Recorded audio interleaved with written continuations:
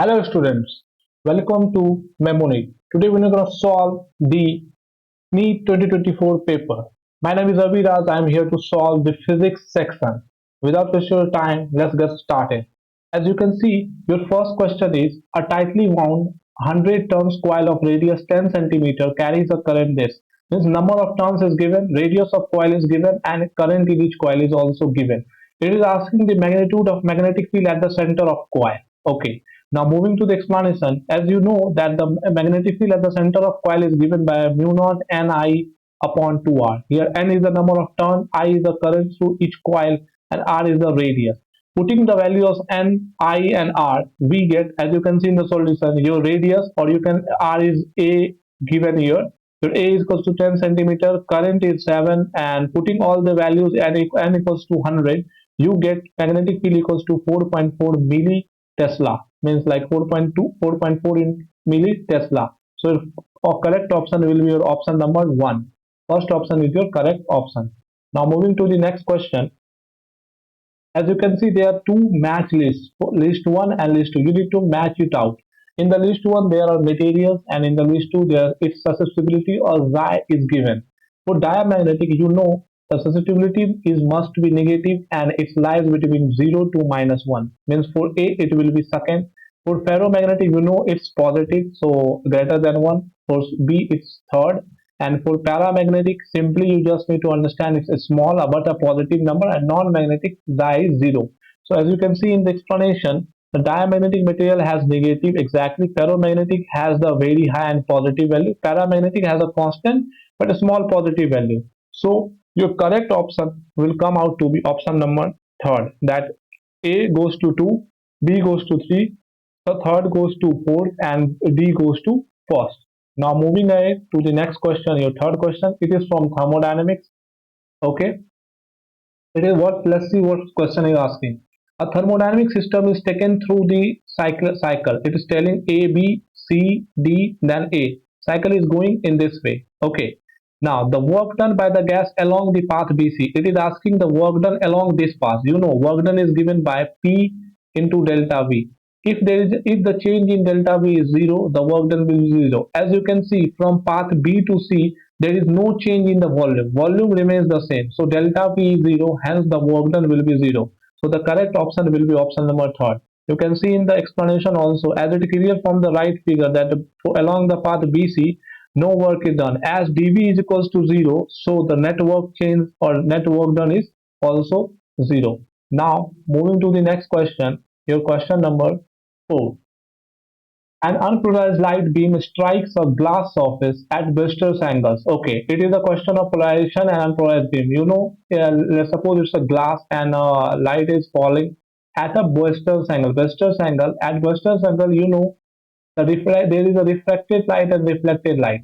Reflected light are partially polarized, and the reflected rays are fully polarized.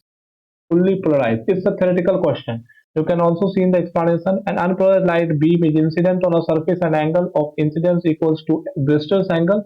Then the reflected light gets polarized completely and the refracted light gets partially polarized. So your correct option will be option number second. Means the reflected light is completely polarized, but the refracted light, the light which goes into the glass, is partially polarized. As you can see, this light is unpolarized and this is partially polarized and this is completely polarized. So reflected light is completely polarized but refracted light is partially polarized. So option second will be your correct answer. Now moving ahead, question number 5. In an ideal transformation, NP by NS is given. Okay, you know NP by NS. NP by NS is equals to VS by VP.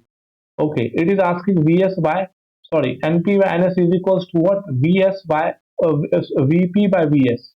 My mistake, VP by VS. But it is asking VS by VP. So just reverse the ratio. So your VS by VP will be 2 raised to 1. You can see in the explanation, NP by NS equals to VP by VS.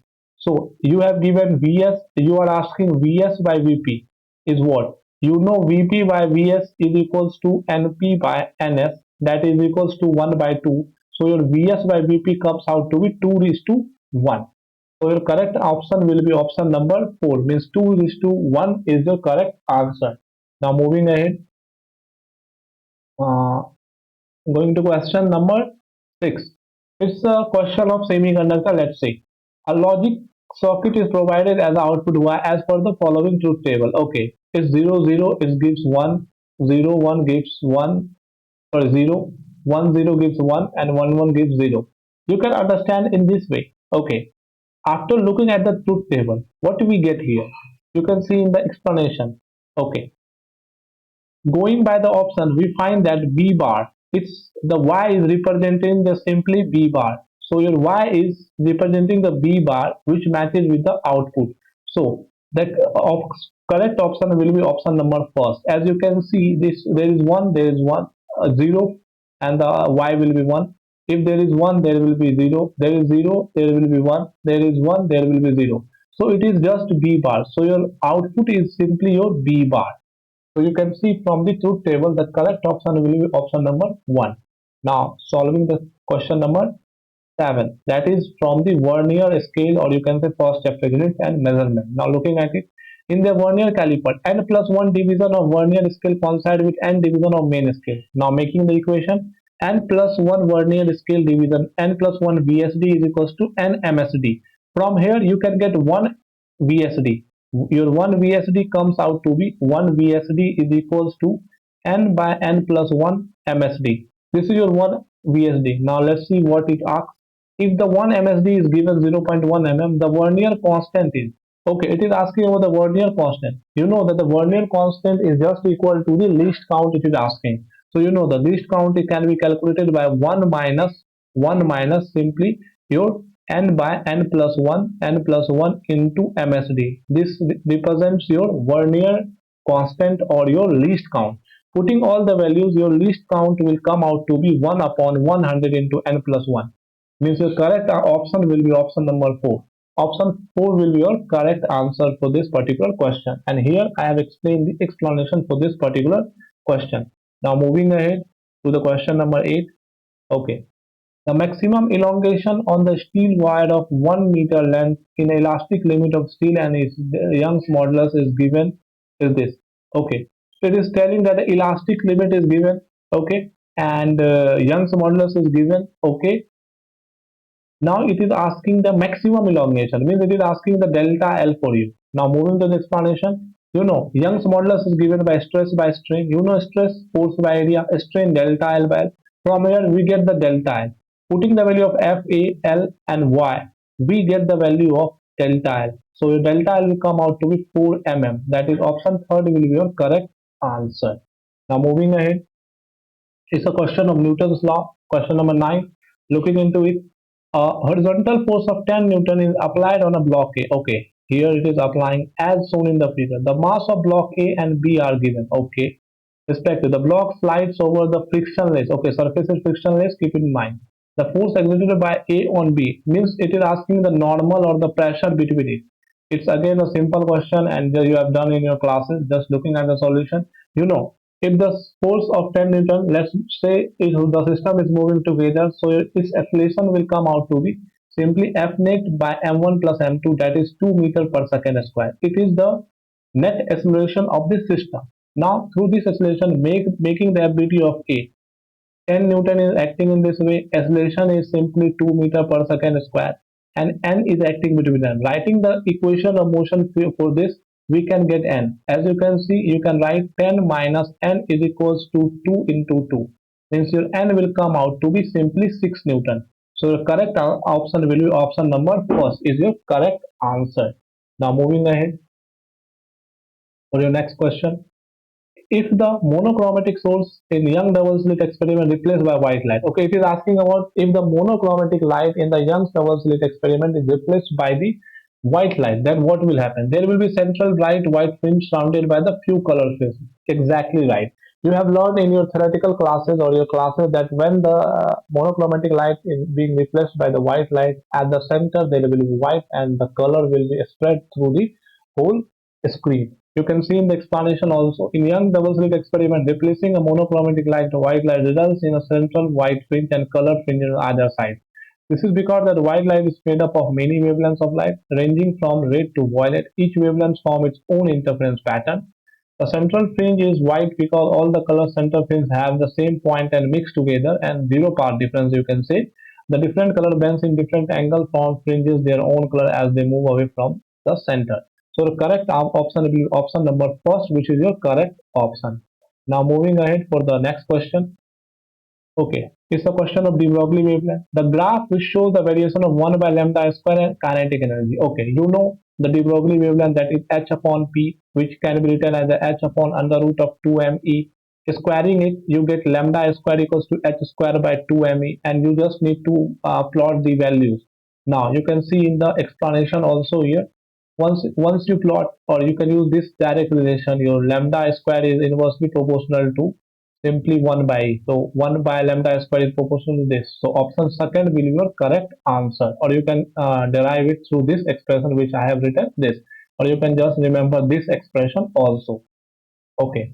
Now moving ahead for your question number 12. It is asking in the following circuit the equivalent. Okay, it is asking the equivalent coefficient, or sorry, capacitance between A and B terminal. Okay. Now as you can see, it can act as a weak stored bridge. The ratio are same, so there will be no current between them.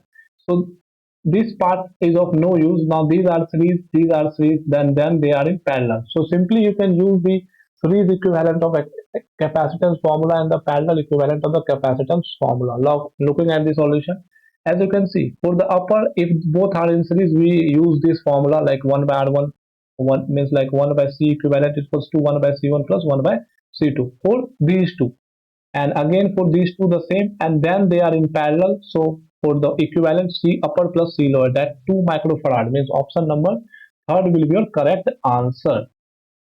Now moving ahead, there is a magnet, and it is solenoid here given and here given. It is moving in this direction, so the magnetic field is increasing through this loop and decreasing through this loop, decreasing through this loop, increasing through this loop. The current in the second loop, like let's see what it asks.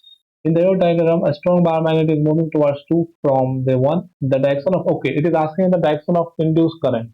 Okay, as the bar magnet is moving in this direction, flux is increasing through this coil. If the flux is increasing through this coil, the current is in such direction, it will decrease, try to decrease the flux following the Lenz law. So your current will be in this direction. Current will be your simply in this direction. So to decrease the magnetic flux, so your current will be from D to C direction. Means from your D to simply C direction.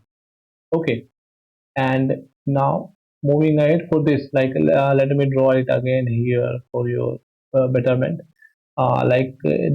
Here you have a south, and here you have a north, and it is going this way, and we have the coil here. As you can see, the magnetic field is increasing, so in the coil the current will be in such a way. Let me check what direction it has been stated here. Okay.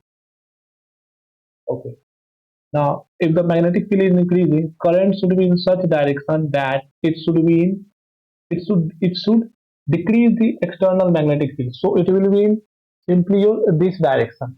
It will be your simply this direction, that will decrease. So your the flow of current in this coil will be in what direction? In this direction, means from C to D, and in it will be in this direction, means from simply your A to P, A to B. As you can see here, from like in the second coil, it will be in C to D direction, means CD. And let's check in the first solenoid. As the magnetic field is decreasing, so it try to increase the magnetic field. To increase the magnetic field, it will try to induce the current in this direction, means from A to B direction. So correct option will be option number first. It's complete theoretical question. Now moving ahead. Looking at the next question, it's again theoretical, I think. Consider the following statement A and B. Identify the correct statement. Okay, for solar cell, the IV characteristic lies in the fourth quadrant. Okay, it's again a theoretical question. You must remember in your classes regarding the solar cell concept. And for reverse bias PN junction is due to the majority charge here. Now it is asking which is correct. Okay, for reverse bias, the current measured in microampere due to the majority. No, you know that option B is wrong. Looking at the explanation, the fourth IV characteristic is the graphical representation of current versus voltage. For a solar cell, the connection is forward bias. Okay, hence the graph will be in the first quadrant, not in the fourth quadrant. Means option A is wrong. Means option A is wrong. Means like option A is wrong means A is incorrect. Yeah, exactly. Solar cell is in the forward bias. Solar cell is in the forward bias. So the graph is like in the first quadrant as in the forward bias. So A is your incorrect as it is saying that the characteristic lie in the fourth quadrant. Wrong. Now you have to look into the reverse bias. In the PN junction, will have a very small current in the range of microamperes exactly, and will be in the third lie in the third quadrant. Means what? Both a it will lie in the third quadrant, but it is saying that it will lie due to the majority charge carriers. No, no, it is wrong.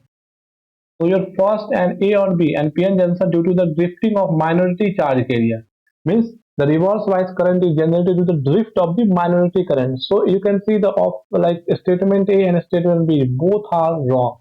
So the correct option will be option number second. Both A and B are incorrect option because for the solar cell it will be in the first quadrant, and for the reverse bias there will be a majority charge carrier, not the minority, and there it will be in the third quadrant, like in this way. Okay. Moving ahead, question number 15. It's a question of prism. Let's see.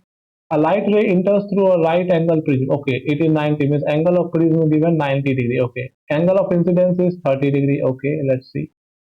It travels through the prism parallel. Okay, parallel to this surface. Okay, BC emerges at the face AC and it's again 90 degree. Okay, the refract it is asking the refractive index. Now looking at the solution, you can see limiting angle incidence for no emergent ray given prism. You can see apply this formula, and through this formula you can easily find out the refractive index from this formula, or you can also go fundamentally.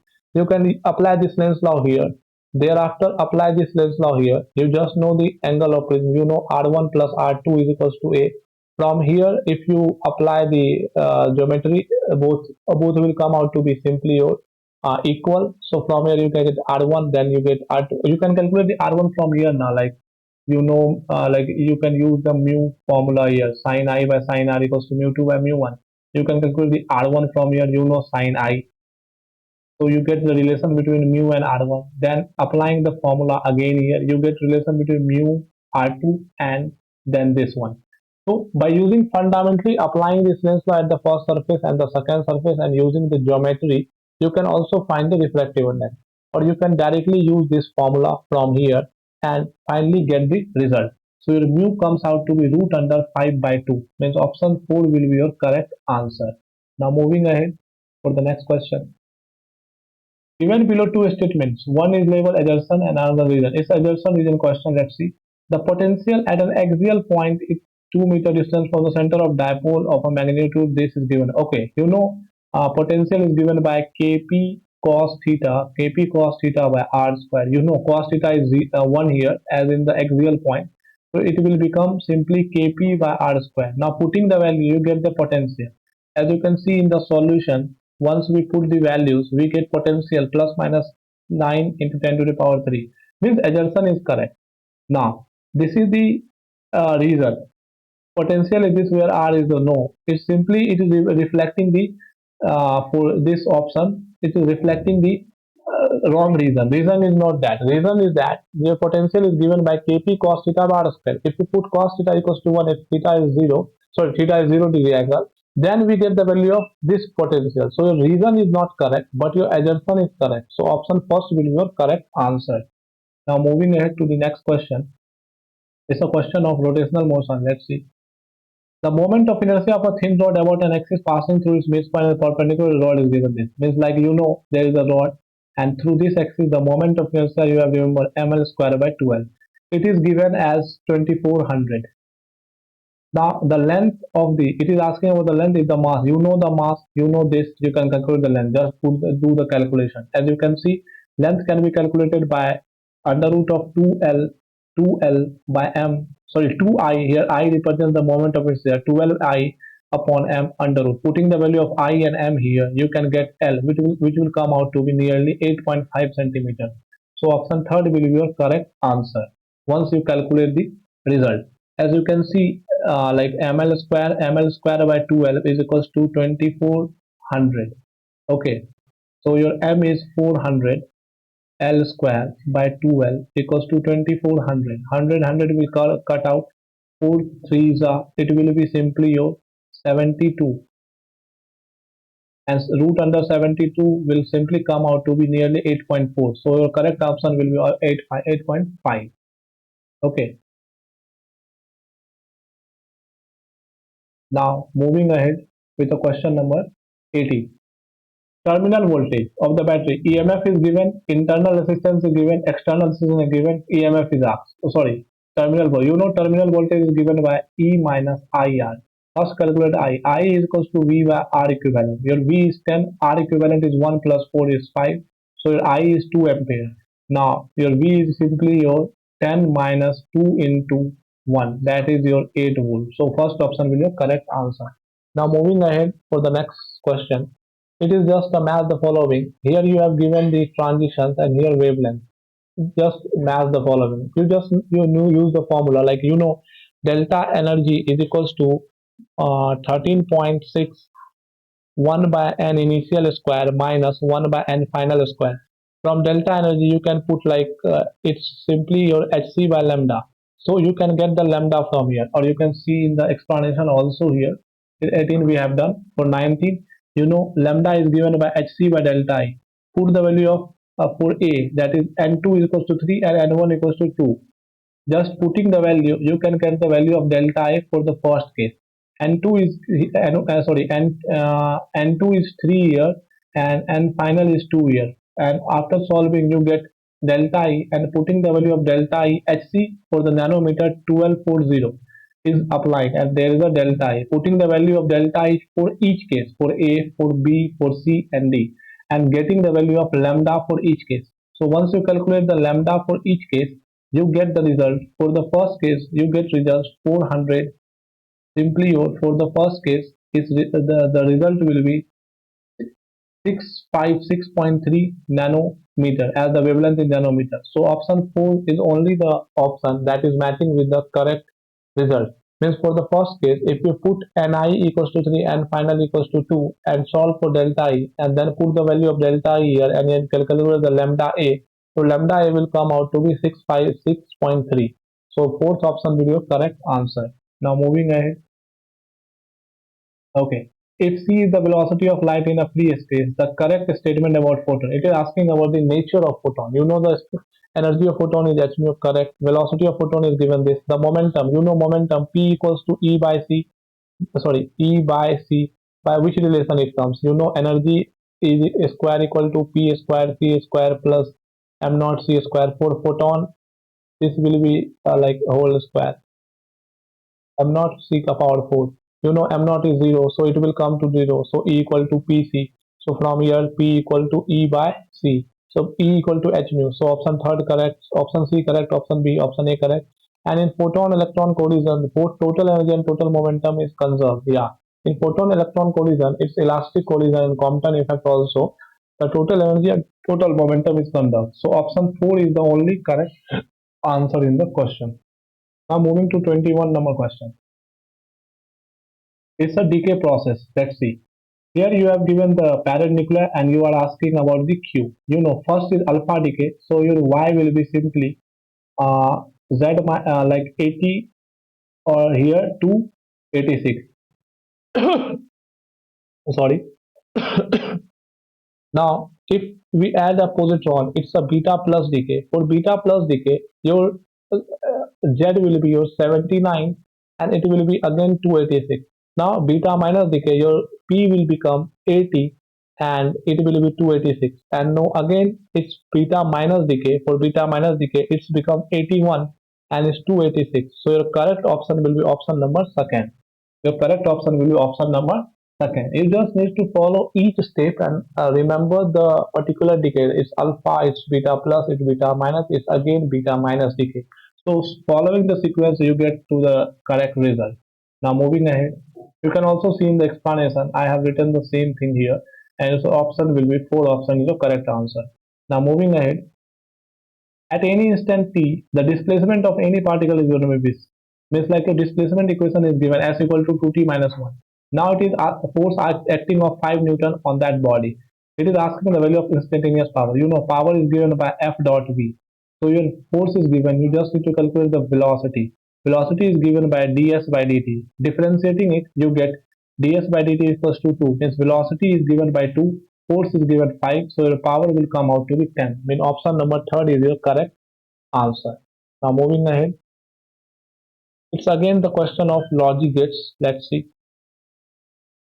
It is asking about the why a logic gate. It's like or what will be your output. Okay. Now you can see in the solution. Your first gate is your NAND gate and your second gate is your NOR gate. Okay. So if there is a that is going in the input and there is a B going in the input. So in the NAND gate there is a means A dot A and its bar. So it will directly come out to be A bar, and again here it will come out to be B bar. And now here there is a NOR gate. Putting again the NOR gate here, this is also NOR, this is also NOR. It simply comes out to be A plus B. So it A plus B acting as an OR gate. So your final answer will be OR gate. Option number first is your correct answer. Now moving ahead for your 24th question. Okay, it is saying that the mass of planet is 1/10 of the mass of Earth. Okay, you can see in the explanation of 23, like option number first is your correct answer for that logic gate. Means final result is acting as a OR gate. Now, the mass of it is telling that the mass of planet is 1/10 of mass of Earth, as I have written here. Again, it is telling that the diameter is half of the Earth. Okay, diameter is half of the Earth. So you know the radius of planet is the fourth time of the uh, diameter of your Earth. So radius is the simply your simple it becomes r by 2. When the radius of planet will become the half of the radius of the Earth. Now it is asking about the gravity. You know the gravity simply you just to put the value g is equals to like g will come out to be what gm by r square gm by r square. Putting the value of m and putting the value of r for planet, you get the value of g and that will come out to be 3.92 meter per second square. So your second option will be your correct answer. It's again a like formula based question. You just need to put the values. Your mass of the planet is 1/10 and your diameter is given half. Correspondingly, your radius of that planet will become the half of the radius of the Earth. Your correct answer will be 3.92 meter per second square. Now moving to the 25th number question, or like last question from my side. Rest of the questions are is solved by like other teacher, and you will get your explanation over there also. Wait. Now moving to the next question. Okay, it is asking it's a theoretical question again. Given below two statements, atoms are electrically neutral as they contain equal numbers of positive and negative charge. Okay, atoms of each element are stable and emit their characteristics. No, if they are stable, they will not emit. Okay, now it is asking which option is correct or wrong. You know, atom of each element are stable. Yeah. Okay. It is asking about atom of each element. I just consider like a stable atom. No, it is asking about the atom of each element are stable. Yeah. And emit their characteristics. Yeah. You know every element has its spectrum. You know hydrogen spectrum, nitrogen spectrum. Every element has an spectrum, has its spectrum. So option first and option second both are simply your correct option. You can see in the explanation.